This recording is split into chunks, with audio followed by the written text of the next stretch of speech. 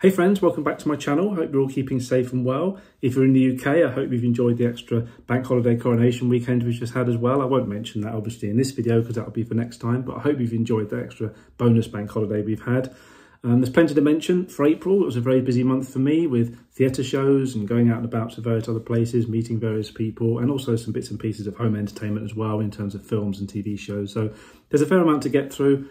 As always, there is a lot more detail in my blog, so do go and check that out for all the details. This is just a nice brief overview. None of it is sponsored or gifted, although one of the press events I went to, I have been to my first press event now, was a gifted event for Emily. So by its nature, as she invited me along to it, I got a freebie as well.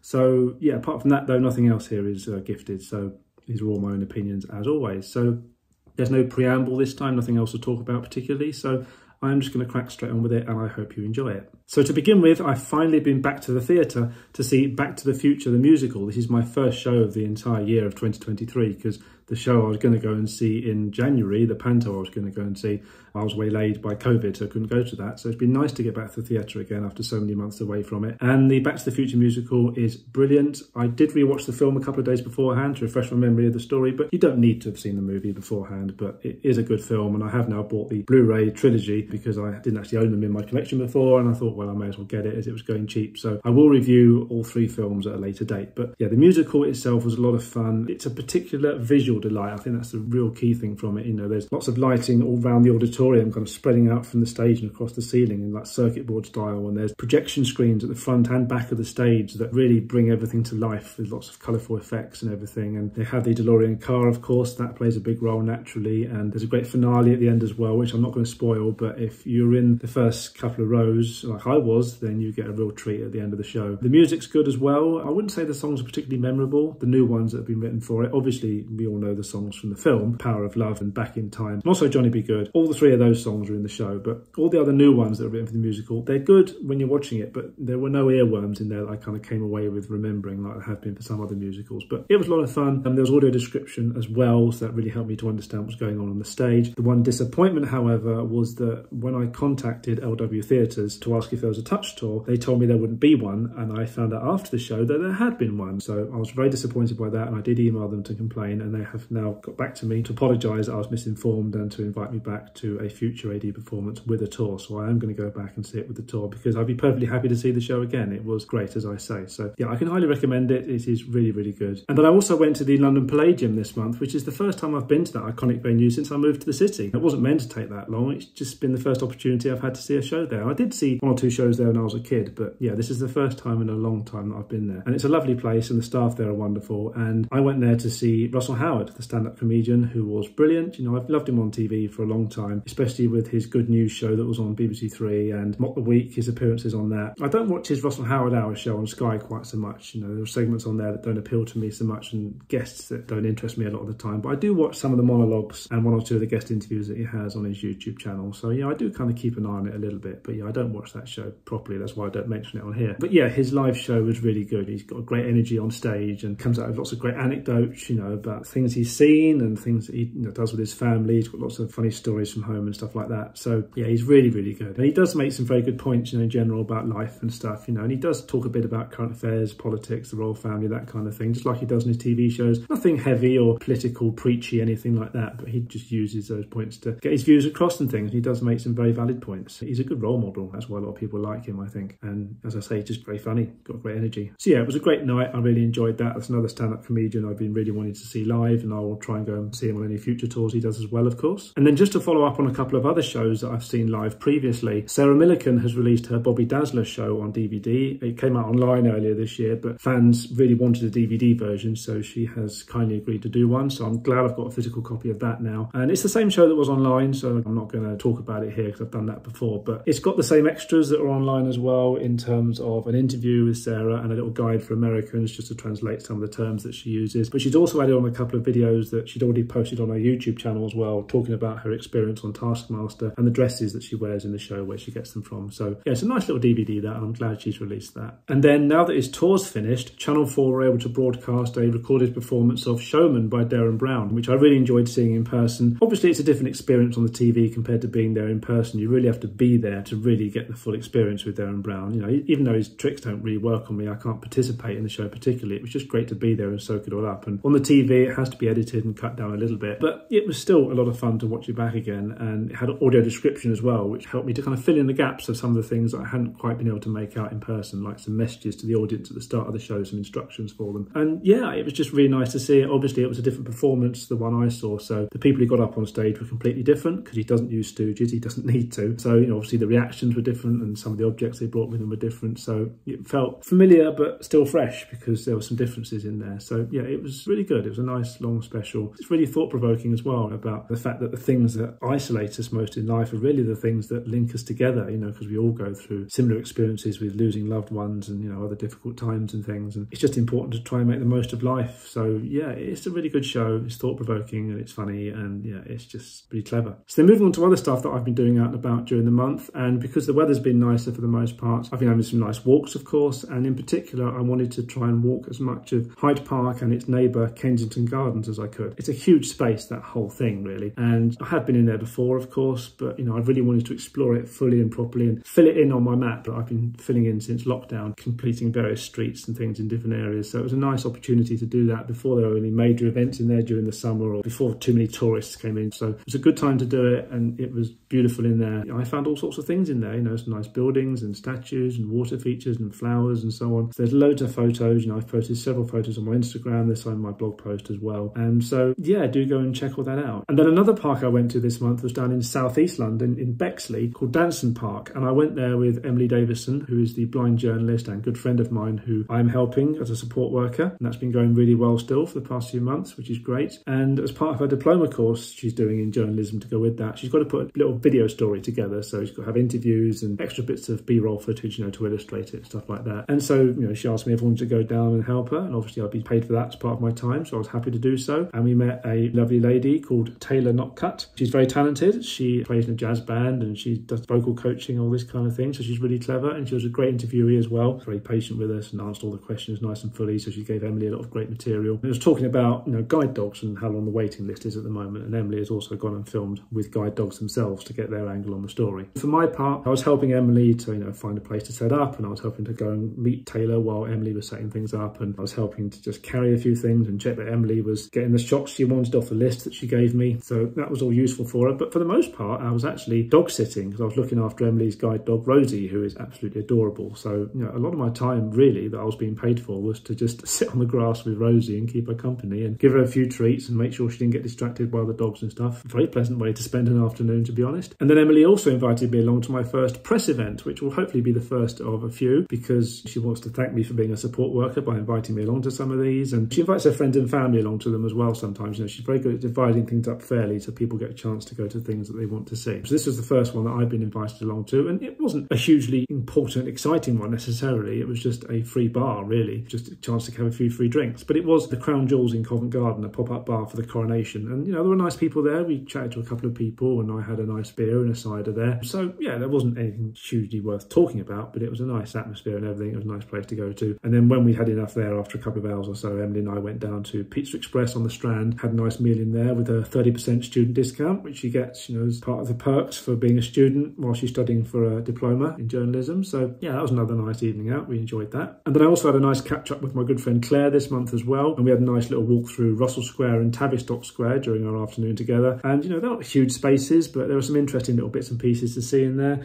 There's an insect hotel with sections for various different bugs in there. And there's also a few nice statues as well to find. And there's a nice little cafe we went into. So, yeah, we had a nice little afternoon together as always. So it was good to meet her again. So then returning home and talking about some of the entertainment I've been watching. And I saw a couple of movies on Blu-ray this month, both based on the same story, which is Matilda by Roald Dahl. So I saw the 1996 Matilda film, which I've seen before, and it's still pretty good. It holds up well. The special effects are not as great as they would have seemed at the time, obviously, but it's still a nice film to watch. There's lots of funny moments in there, and there's some nice extra features on that Blu-ray as well, including a little reunion feature where cast and crew get back together, which is quite nice. So I enjoyed enjoyed watching that again. But then that was really the precursor to the film I particularly wanted to check out, which was Matilda the Musical from last year, because I loved the stage show. It's brilliant. And so I really was keen to see how it translated to the screen. So I took a punt in buying it on Blu-ray, but I knew I loved the songs and the story already. So I was confident it would come out well, and it has. Visually, it's really nice and colourful and bright, or appropriately dark when Miss Trunchbull's in charge, and the kids in it are brilliant, and the songs have come out really nicely. And yeah, it's just really good fun. It's a good couple of hours of entertainment. I think if I think about both films, I think there are one or two perhaps elements or characters I prefer in the 96 film compared to the musical film, and vice versa. But both films are good fun in their own way. They're actually very different in terms of how they tell the story. But yeah, they're really good. I'm glad I've got both of those on Blu-ray. The musical Blu-ray hasn't got any extras apart from a sing-along version that I'm not interested in. There are extras on the online version, but not on the Blu-ray, which is a shame. But that doesn't matter. It's the film I was most interested in seeing. So then finally moving on to TV shows, and apart from the Derren Brown show I mentioned earlier and the Sarah Millican DVD, the main thing for me this month has been Doctor Who, because it is the 60th anniversary of the show this year, and it's been 18 years since the show was revived in 2005 by Russell T Davies, who is now returning as the showrunner, and David Tennant is returning as the Doctor for a few specials for the anniversary. So now is a good excuse, a good opportunity, as if one was needed, to go back and binge watch all the modern series again, and this time write detailed reviews of them for my blog. So I keep mentioning it now and again, but I really should write about the series properly, I figure. So there's a really long detailed post about series 1 on my blog now, which will take you a while to get through if you're nerdy enough to want to go through it in the first place. And there is a contents list there if you just want to look through bits of it. There's a little bit at the start about how I got into Doctor Who, and there's a bit at the end about Christopher Eccleston's departure, of course. It's a shame he only did one series, but I completely understand why, because of the way he fell out with people at the top and the way the BBC treated him. But it's also great that he's kind of got back into the franchise a bit in more recent years. He's been appearing at conventions for the first time. He's recording audiobooks for Big Finish. So even if we don't see him on the TV, which seems very, very unlikely, he is now back in the fold and back in with the fans as well, who are really delighted to see him back. So yeah, fair play to him. It's great to see him back in the Whoniverse, entertaining all us Whovians, whatever terms you wish to use. So yeah, it's a great series. I do love that first series because it was my first experience of Doctor Who. It is what got me into it, and Christopher Eccleston was just great with his humour and the emotional side of things and everything. And Billie Piper was great as Rose Tyler, of course. And the music by Murray Gold was amazing, and the effects by the Mill were really good, and so on and so forth. So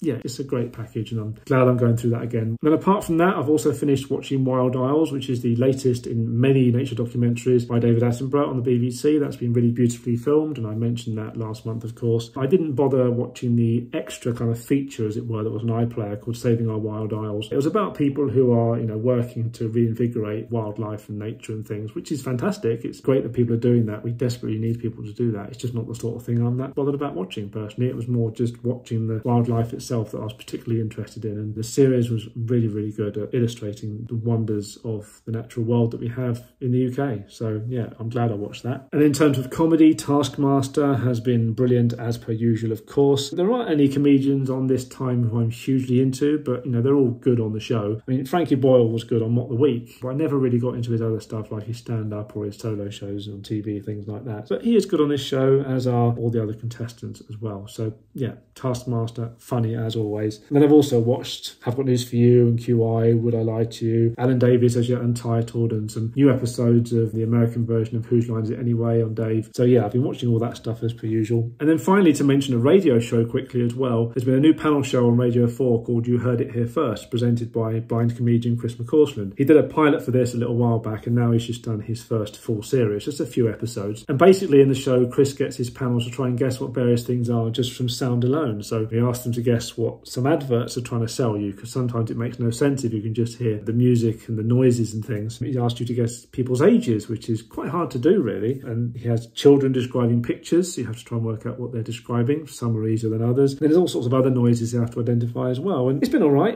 Chris is a very enthusiastic host. He really enjoys the show and everything. And there are some amusing moments in there as well. But kind of on the whole, I haven't got into it hugely. I don't think there's anything necessarily wrong with it. It's just that I don't think some of the guests have been very good particularly. So yeah, I'm not particularly bothered about sticking with it, but fair play to Chris for doing it. It is a nice show. And my mother and I are also still listening to Just a Minute on Radio 4 as usual, of course. I've had a new series of that this past month, and Sue Perkins has settled in very well as the host by now. She's really got into her stride. She's very confident with it and relaxed about it. And the guests have been good as well. We're not going to bother buying Sue Perkins's episodes on Audible, but we are still listening to the old Nicholas Parsons episodes, because there's loads of those. We still keep listening to those bit by bit as we have our dinners, my mother and I. So yeah, that show is always entertaining. And that, my friends, is it. I hope you enjoyed that little recap of things that I've been getting up to and enjoying over the past month, as always. As I said earlier, there's a lot more detail on my blog. There's a dedicated post for the Back to the Future musical. There's a big post about Doctor Who Series 1. And there's a long favourites post as well, summarising everything else. So do go and check that out. And there's plenty of photos on Instagram as well if you follow me on there. And then for May, there'll be plenty to mention as well. There's the Coronation, of course, and there's another theatre show I'm really looking forward to seeing. And there'll be other bits and pieces I get up to when I go out and about as well. So yeah, as always, there should be quite a bit to talk about next month. And yeah, that's it really. So thank you very much for watching that. I hope you found bits and pieces of interest in there as usual. And don't forget to like, comment and subscribe as always. I hope you have fun with whatever you're getting up to. And I will see you for another video very soon. Bye for now.